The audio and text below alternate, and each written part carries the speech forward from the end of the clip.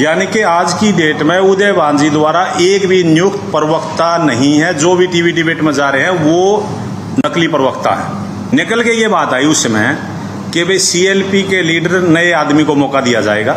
अशोक तंवर को पार्टी का अध्यक्ष बनाने का फैसला कर लिया पार्टी ने और 4 कार्यकारी अध्यक्ष बनाए जाएंगे। उन्होंने कमजोर कड़ी सोचा कि वे बाल मुकुंद शर्मा का इलाज करें। मैं भूपेंद्र सिंह हुड्डा जी से 3-4 सवाल पूछता हूं, इसका जिम्मेवार कौन है? ये मेरे सवाल हैं हुड्डा साहब से।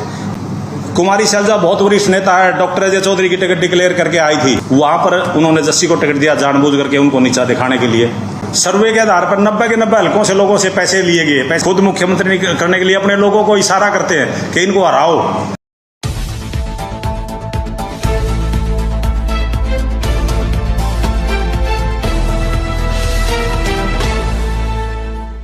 मैं कांग्रेस पार्टी का प्राथमिक सदस्य नहीं हूं। आज मैं जो बातें रख रहा हूं, एक आम नागरिक के तौर पर पार्टी से भी मैं सवाल करूंगा और कुछ और पार्टी के कर्ता धर्ता है जिन्होंने ये साजिश रची है, उससे भी मैं सवाल करने जा रहा हूं।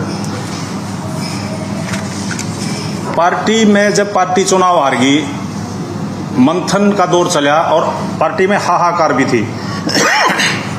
इस दौरान क्योंकि मैं पिछले 10 साल से पार्टी का प्रवक्ता हूं, इन्होंने मुझे एलिगेशन लगाया कि आप पार्टी के प्रवक्ता नहीं हो, अगर आगे से आप जाओगे तो कानूनी कार्रवाई भी करेंगे।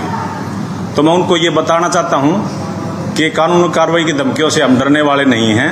मैं पार्टी का प्रवक्ता था, पार्टी के प्रवक्ता के तौर पर मैंने अपनी बात रखी, लेकिन वो जो टेक्निकल कारण है वो पार्टी के प्रधान बताएंगे। जो चुनाव में हार के बाद नैतिक जिम्मेदारी उनको लेकर के चुनाव से इस्तीफा देना चाहिए था, उसकी बजाय वो कार्यकर्ताओं को जो 30-30 साल से लगे उनको पार्टी से बाहर निकालने का काम कर रहे।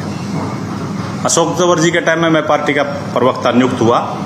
हमारी पार्टी कांग्रेस पार्टी के संविधान में ये लिखा हुआ है कि बदला जाता है कोई भी पद। आज जो प्रधान है उसके बाद नया प्रधान बनेगा, प्रधान बदला जाएगा। अगर किसी को बर्खास्त किया जाएगा तो उसको सूचना दी जाएगी, जैसे मेरे को आज दी गई है।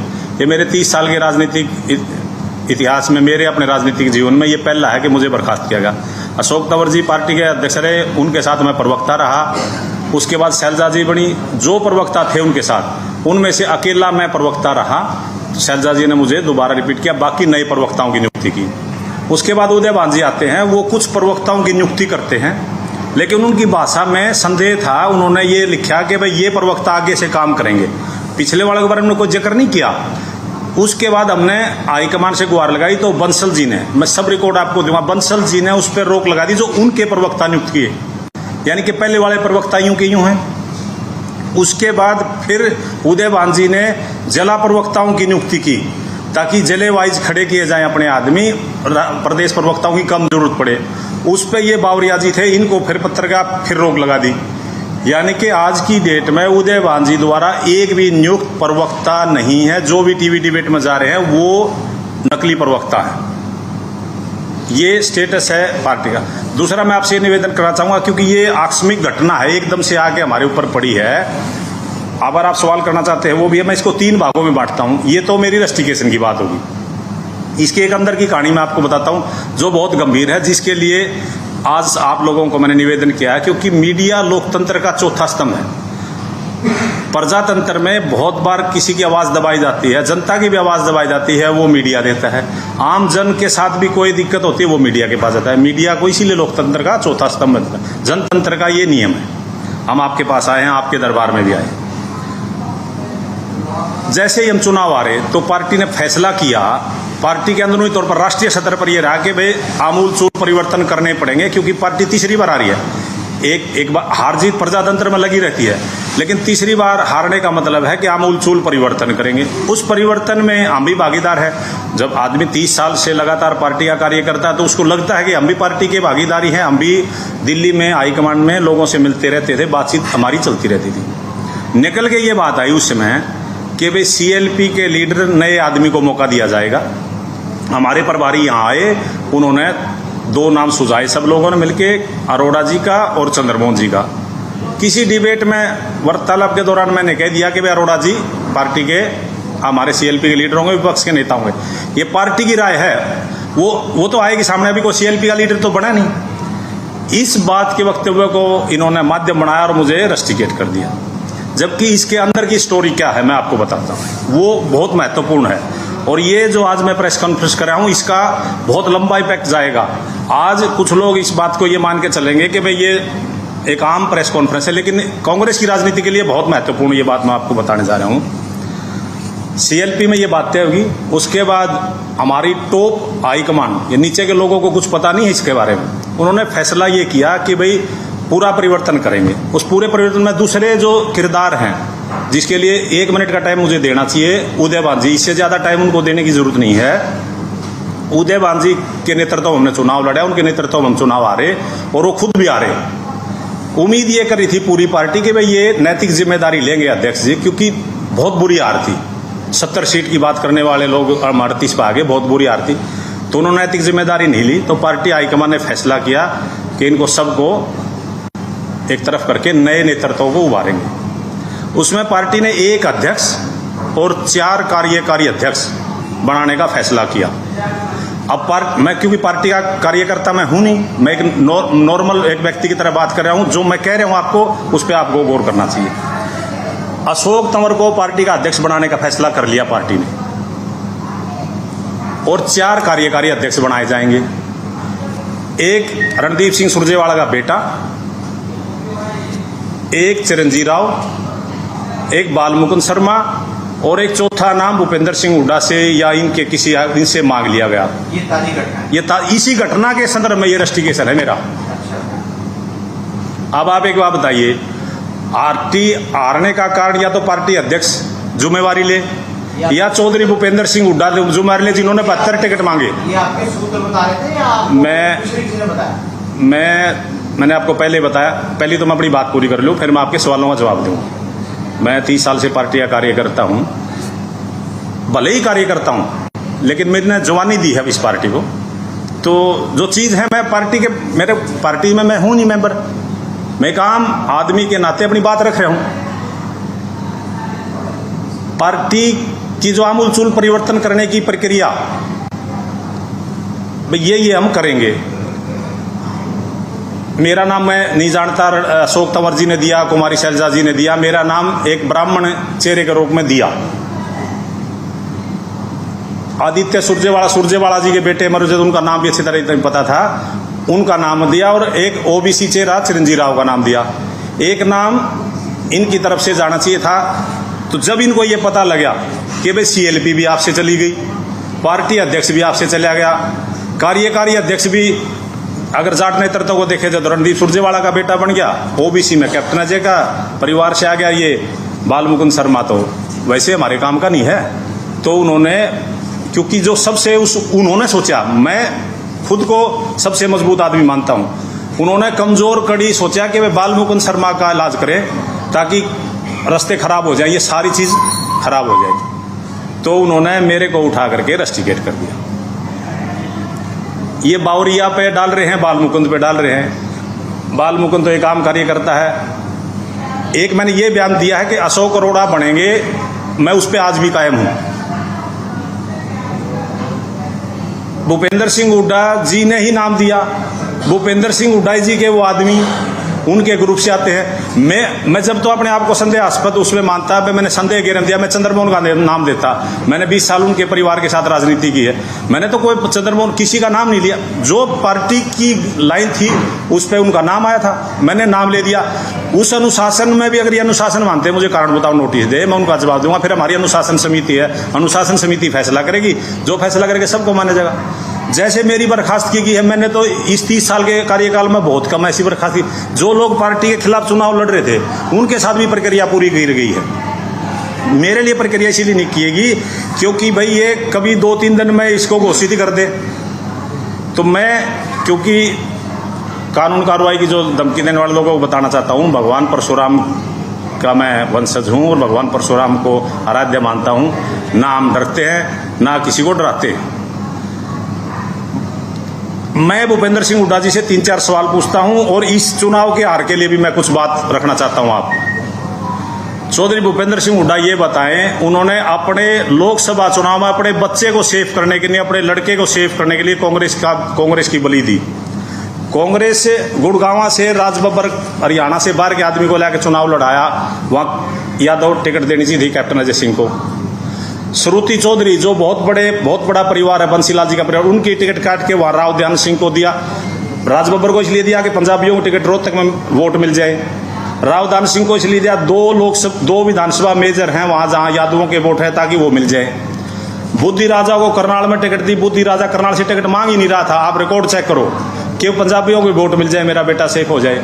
सोनीपत सीट पे एक ब्राह्मण कैंडिडेट लेके आए हरियाणा से बाहर, हरिद्वार से, ताकि ब्राह्मणों के वोट दीपेंद्र को मिल जाए। अपने बेटे को बनाने के लिए 4 सीटों का बलिदान दे दिया, जबकि वो बेटा ऑलरेडी एमपी था। उसके वो सीट खाली होने के बाद वो सीट गंवानी पड़ी कांग्रेस को, वो सीट भाजपा की झोली में चलेगी। इसका जिम्मेवार कौन है? ये मेरे सवाल हैं हुड्डा साहब से। मैं उम्र में वो बड़े हैं और बहुत आदरणीय हैं, पार्टी के वो सर्वे सर्वा हैं आज भी, और मुख्यमंत्री रहे हैं 10 साल तक। मैं उनके सामने उम्र में भी छोटा हूं, कद में भी छोटा हूं, लेकिन प्रजातंत्र की यही खूबी है, कोई भी व्यक्ति जब हमें कांग्रेस पार्टी का कार्य करता है तो कार्यकर्ता सवाल करेगा, और मैं एक आम नागरिक के तौर पर भी सवाल करूंगा। मेरा लगाव रहा कांग्रेस में 30 साल। ये बात पार्टी की टिकटों का आवंटन सब ने देखा, पूरे प्रदेश ने देखा, पूरी दुनिया ने देखा। पार्टी की टिकटों में बालमुकुंद शर्मा को कारण बताओ नोटिस भी नहीं दिया, बर्खास्त कर दिया आपने, कह रहे अनर्गल बयानबाजी करते हो। राहुल जी चाहते थे कि हमारा गठबंधन हो आम आदमी पार्टी के साथ। जयप्रकाश जो मौके का एमपी है, वहां की टिकट अनुराग डांडा मांग रहा था, उस एक टिकट के लिए जयप्रकाश ने गठबंधन नहीं होने दिया। कुमारी शैलजा बहुत वरिष्ठ नेता है, डॉक्टर अजय चौधरी की टिकट डिक्लेयर करके आई थी, जो राष्ट्रीय महासचिव हैं, सबसे बड़ा कद है, नंबर 2 पे आती है खड़गे जी के बाद। वहां पर उन्होंने जस्सी को टिकट दिया जानबूझ करके, उनको नीचा दिखाने के लिए। उस टिकट का इम्पैक्ट हुआ, हमारी सरकार नहीं आई। इसके लिए कौन जिम्मेवार है? फैक्ट्स कमेटी जब हमारे केंद्रीय नेतृत्व आ रहे, हमारे बोस है केंद्रीय नेतृत्व, तो वो जांच करेगा ना। राव सिंह जी चाहते थे कि आम आदमी पार्टी से गठबंधन हो। राहुल गांधी चाहते थे गठबंधन हो, राहुल जी, लेकिन गठबंधन नहीं होने उसका कारण था कलायत सीट। जयप्रकाश अपने बेटे को वहां से वो इंग्लिश ये फिल्मों में क्या कहते हैं डेब्यू करना, उनका पदार्पण करना चाहते थे, गठबंधन नहीं होने दिया। आप लार्ज स्केल पर पर्सपेक्टिव में इम्पैक्ट देखिए उसका। अब दिल्ली में भी वो हमें सीट नहीं देंगे, दिल्ली में वो बड़े भाई की भूमिका में थे, आज उन्हें हम 5 सीट देते, कल वो 10-15 देते तो इंडिया ब्लॉक मजबूत होता, नहीं होने दिया। मैं एक और बहुत मेजर सवाल है, सीटिंग गेटिंग का फार्मूला लागू हुआ, हाईकमान ने कहा कि भाई सीटिंग गेटिंग नहीं, आपने सर्वे कराया, सर्वे के आधार पर 90 के 90 हल्कों से लोगों से पैसे लिए गए, पैसे इकट्ठे किए गए कि भाई आप सबको टिकट देंगे। जब अगर यही था कि भाई सीटिंग गेटिंग को देना, तो 30 हल्कों में तो टिकट के लिए आवेदन मांगना ही नहीं चाहिए था ना। क्यों आदमी अपने रोजी रोटी पेट काट करके वहां जाकर के 20-20 हजार रुपये जमा करा रहा है, वहां नहीं मांगने चाहिए थे। जब सब लोग पैसे के लिए देते टिकट मांगते हैं, वहां खड़े हैं लोग 10-10 दिन 15-15 दिन, उसके बाद कहते हैं नहीं सीटिंग गेटिंग को हम देंगे। वो क्यों देंगे? चौधरी भूपेंद्र सिंह हुड्डा के ज्यादा विधायक थे, अगर कटती तो उनके ज्यादा विधायकों की। पार्टी के इतिहास में या जो हम सुनते हैं हमारे बुजुर्गों से, पहली बार ऐसा चुनाव देखा कि सब लग रहे कि ना कम करो टिकट, ज्यादा आएगी तो मुख्यमंत्री कोई और बनेगा। मतलब घटाने के लिए वो 10-15 इन्होंने खुद घटा ली, 10-15 जनता ने घटा दी। आज हालात ये है जो बावरिया जी के बारे में कहते हैं कि बावरिया जी ने संगठन नहीं बनाया। जो श्रीमान जी बावरिया जी के बारे में बयान दे रहे हैं, उनकी नियुक्ति किसकी कलम से हुई अगर फिर देखा जाए तो बावरिया जी ने, तो प्रभारी ने जब शैलजा जी को रातों रात बदल दिया आपने, उदयभान जी को बना दिया। उदयभान जी का क्या योगदान था? उदयभान जी का बाद में क्या योगदान है? तो ये मेरे केवल सवाल हैं। मैं इसलिए प्रजातंत्र ताकि मजबूत रहे, मेरी बलि ले ली इन्होंने, मेरी राजनीतिक हत्या है। एक व्यक्ति, आप लोग कोई दूसरा व्यक्ति सोचेगा, आप क्योंकि प्रजातंत्र के प्रहरी हो, कि एक आदमी किसी पार्टी को 30 साल देता है, उसको आप 30 मिनट भी नहीं लगाते, आप उसको कारण बताओ नोटिस भी नहीं देते। अगर मान भी लिया जाए किसी से गलती हो जाती है, तो अपने परिवार के बच्चे से गलती होगी तो बड़े बुजुर्गों का क्या काम है?